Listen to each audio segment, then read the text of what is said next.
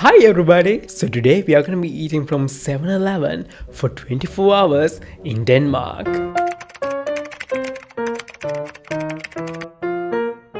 If you have been living under a rock and you do not know what a 7-Eleven is, well, 7-Eleven is the largest chain of convenience stores in the world with a presence of over 200 countries. And one notable country being Japan, where every influencer goes to do the infamous challenge of eating only at 7-Eleven stores in Japan. Try being an influencer for a day, am I right?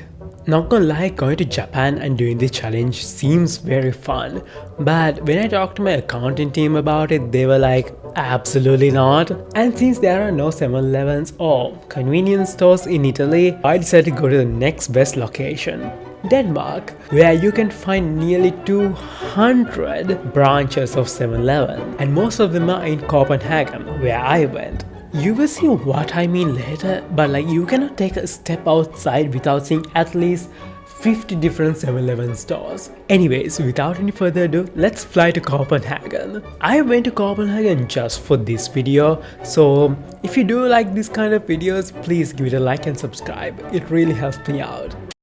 Remember when I said there are nearly 200 different branches of 7-Eleven in Denmark? I think most of them are in the Copenhagen Airport.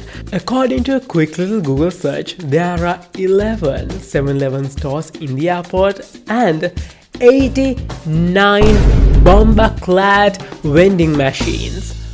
Why do we need that much? But they have it, I guess. So everywhere I looked at, there was a different kind of a 7-Eleven. You have your normal 7-Eleven where you can just get your quick to grab meals and baked goods. Then there are 7-Eleven Fly and Read, where they have a bookstore attached to the 7-Eleven. And lastly, there are so many vending machines, which we will get into later. I landed to Copenhagen at around noon, and since I had my return flight the next day, I decided to hold off on the airport 7-Elevens. Not right now.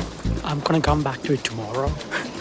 So I decided to explore the city and to find another 7-Eleven where I could grab my lunch and start this challenge. Bruh. I hate saying that this was a challenge. It's not a challenge. I mean, have you seen 7-Eleven food? They're good. I mean, they look good. So for lunch, I decided to go to this 7-Eleven specifically because they had some very questionable Google reviews. Apparently their staff is extremely rude to customers and foreigners specifically. So I also want to see if that's true. The staff threw us out for eating food at the eating area in the store. The cashier was so rude. I said hi, excuse me. She looked at me in the eyes and ignored me. She was not polite at all, but yeah, the food was good, I guess. So I'm very curious to see if these claims are true. Also, there was some really questionable reviews as well, and I don't want to read them because I don't want to be associated with those reviews. But yeah, people really do not like this 7-Eleven store. Side note, all the prices that are listed on the shelf are in Danish crown because, well, we are in Denmark, but I will tell you what I paid in euros. Also, I think this is a good time to mention that we cannot really compare Japanese 7-Elevens to Danish 7-Elevens because they are vastly different and unique in their own ways. Japanese 7-Elevens are famous for having viral, exciting, fun food items apart from being a convenience store, while Danish 7-Elevens focus on just being convenient with their quick to grab food items and products that you can find at a normal supermarket. So it's nothing special, but it's cool regardless. So keep that aspect while you're watching this video. So for lunch, I decided to get this Taquitos. I'm so sorry if that's not how you pronounce it. It's a deep fried Mexican dish and made of raw tortillas and filled with meat and cheese. It had a crunchy exterior with a warm and gooey chicken filling inside. It's very chewy and spicy, but I like it. Then I decided to get this onigiri because what's the point of going to a 7-Eleven if you're not gonna get a famous onigiri? Now, I did a horrible job at taking the packaging off, which made the whole thing fall apart. I broke it, but it's still food. But regardless of that, I do not think this onigiri is the best onigiri I've ever had. But for being from a convenience store, it definitely gets a pass. And finally, to flush the food down, I decided to get this aloe vera mango drink. It was so refreshing. I love the pieces of aloe vera and mango infused. It's hard to mess it up, honestly. That's really good. So in total, I paid 122 Danish krone. Oh, at the time it was around 11 euros and 5 cents. Which is honestly not cheap for 3 items. Now that I'm thinking about it. Anyways, before we move on, was the staff rude to me? I do think they were a little bit rude. I'm so sorry. It's not being rude, it's just being passive aggressive, I feel like. Okay, come on. I'm gonna give him the benefit of the doubt that he was probably not in the best mood, okay? I can't really say he was rude to me. He didn't tell me anything. He did his job. He rung my food. He made me pay. I was able to sit down at the food court and just eat my food while recording myself. He did not say anything to me. So technically he did do his job. Could he be more polite? Sure. But then again, I work in customer service industry and I know sometimes you just can't even fake it. So I'm gonna give him the benefit of the doubt. Anyways, after that filling and expensive meal, I wanted to explore the city even more. And I stumbled on a Lego store where I could make my own figurine, which was so cute. But for some reason, it made me want to get a coffee. So I went to another 7-Eleven where I could make my own coffee. This 7-Eleven was located at a really weird place because it was facing another 7-Eleven, which was right next to another 7-Eleven down the few blocks. I'm like, what's the point of that? Like, is 7-Eleven even profitable at that point? Why are there so many 7-Elevens in Copenhagen? Anyways, back to 7-Eleven. Like I said before, in this location, they had make your own coffee station, which is not something that is available in every 7-Eleven location. So I definitely want to try it out. But their coffee section was not very, how do I say, unique. Their menu was very normal, so I decided to get a normal cappuccino and also some other stuff while I was there to try it out on camera. But I guess my brain had other plans. So usually when you're supposed to get a coffee, you first put your cup, but for some reason I didn't think about it. So I tapped cappuccino on the screen and I didn't put a cup. And it was all overflowing everywhere and I was so panicking. I was like going crazy, but I was able to somehow pull out a cup from somewhere and put it on the thing. But by that point, half of the cappuccino was already wasted. Luckily, an employee saw me and they were like, just make another cup. You can take another one. They were kind of annoyed, but then I understand because I was being a mess. So I was like, okay, I will just make a coffee and leave you guys. They also had some sweetness and I decided to go with the caramel syrup, which was honestly good, not bad. Anyway, so I decided to just put my sweetener and pay for my coffee and leave the store without buying anything else because I was so embarrassed. I think the jet lag was finally hitting me. Before I went to Copenhagen, I was in Sri Lanka. So I flew from Sri Lanka, went to Italy, then from Italy, I flew to Copenhagen. So yeah. So anyways, I'm sorry to the employees of 7-Eleven to having to deal with my BS on a random Tuesday. Anyways, back to the coffee. It was a very expensive coffee. 4 euros and 69 for a cappuccino? Excuse me? So this is the cappuccino that I got from 7-Eleven, and guess what? For a small cappuccino, it was $4 and it doesn't taste that good.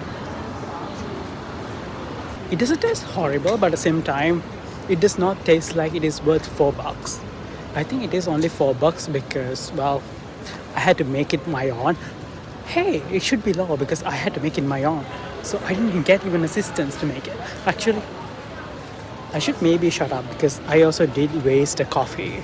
Anyways, after having some caffeine in my system, I went to do some sightseeing around the city and taking millions of selfies of landmarks for IG stories. And as the Danish sun was setting, it was time for supper at 7-Eleven.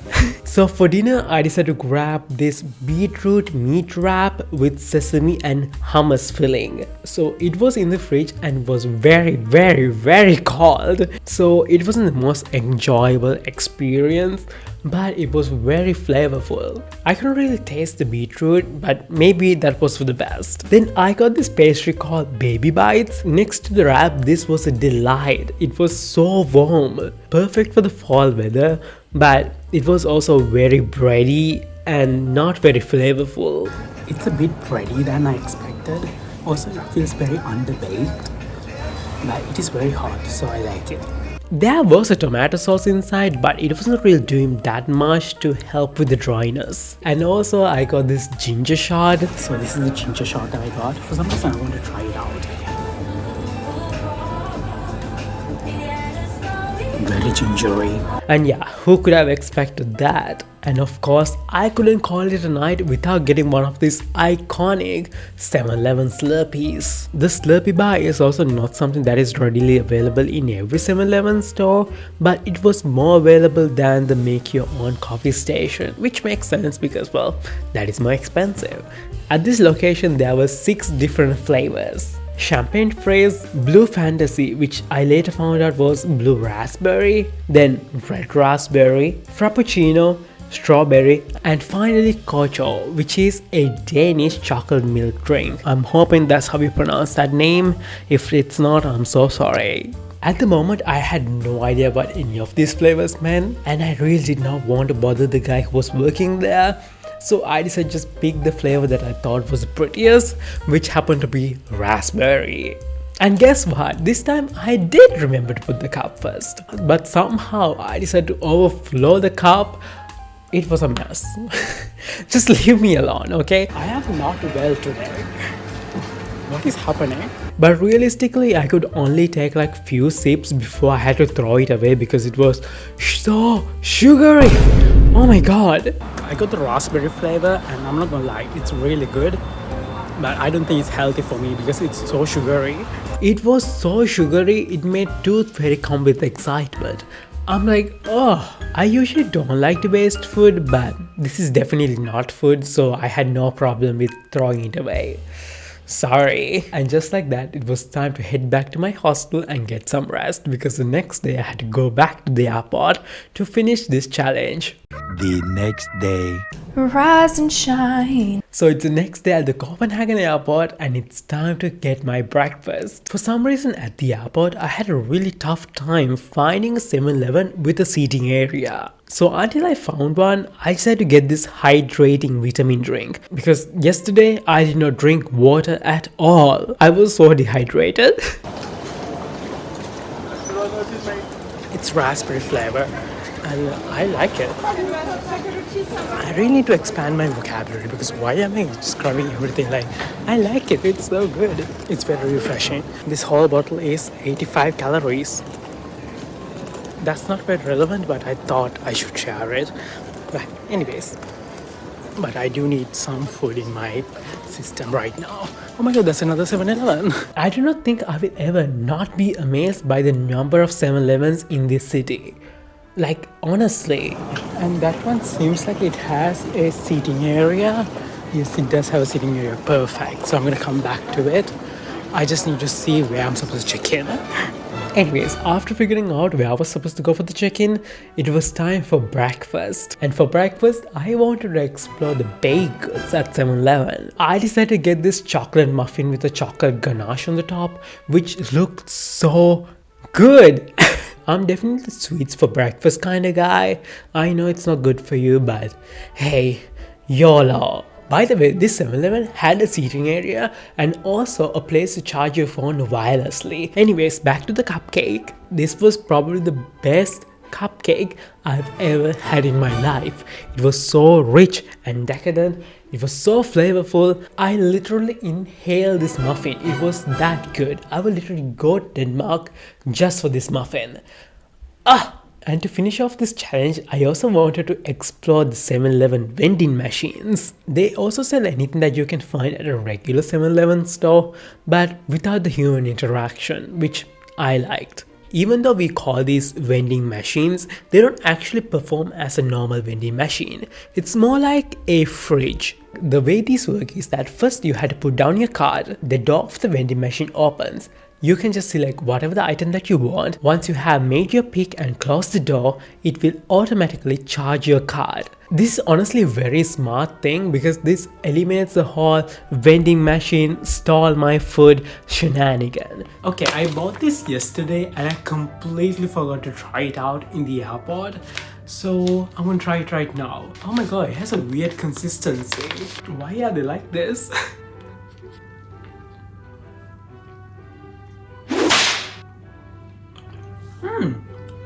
It's so good.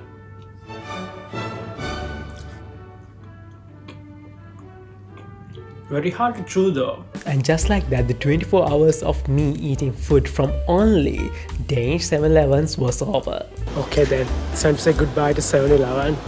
Goodbye 7-Eleven. Now I got to say, this is definitely a challenge I would do over and over and over again. I have no problem. Even though it's a very expensive challenge, I will happily repeat it. So let me know if you want me to try this exact same thing at another convenience store chain or another country. And while you're down there commenting, hit like and subscribe so maybe I can actually go to Japan to do this challenge.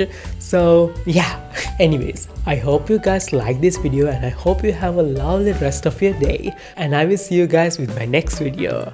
Bye.